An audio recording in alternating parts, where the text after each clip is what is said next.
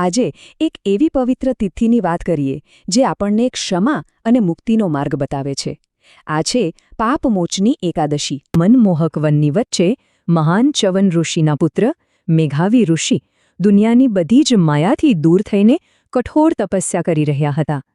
એમનું તપ એટલું શક્તિશાળી હતું કે એનું તેજ છેક દેવલોક સુધી પહોંચતું હતું.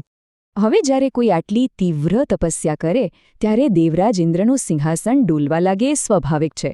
એટલે ઇન્દ્રને ડર લાગ્યો અને એમણે ઋષિ મેઘાવીની તપસ્યા ભંગ કરવા માટે સ્વર્ગની સૌથી સુંદર અપ્સરા મંજુઘોષાને પૃથ્વી પર મોકલી.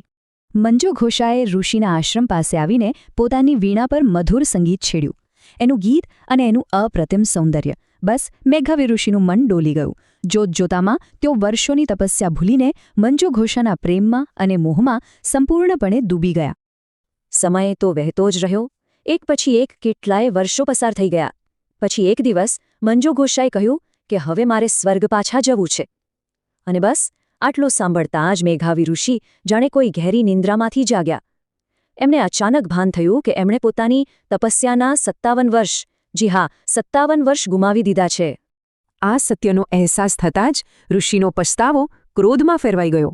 એમની આંખોમાંથી જાણે અંગારા વરસવા લાગ્યા. એમણે મંજુઘોષા સામે જોઈને કહ્યું, તે મારી વર્ષોની તપસ્યાનો નાશ કર્યો છે. હું તને શ્રાપ આપું છું કે તું એક પિશાચીની બનીને ભટકીશ. શ્રાપથી ડરી ગયેલી મંજુઘોષાએ ઋષિના પગ પકડી લીધા અને મુક્તિનો ઉપાય પૂછ્યો.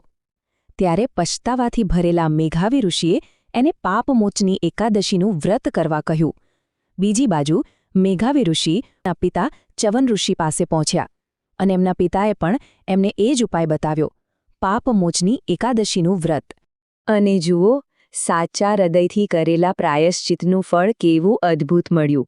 મેઘાવી અને મંજુઘોષા બંને પૂરી શ્રદ્ધાથી પાપમોચની એકાદશીનું વ્રત કર્યું.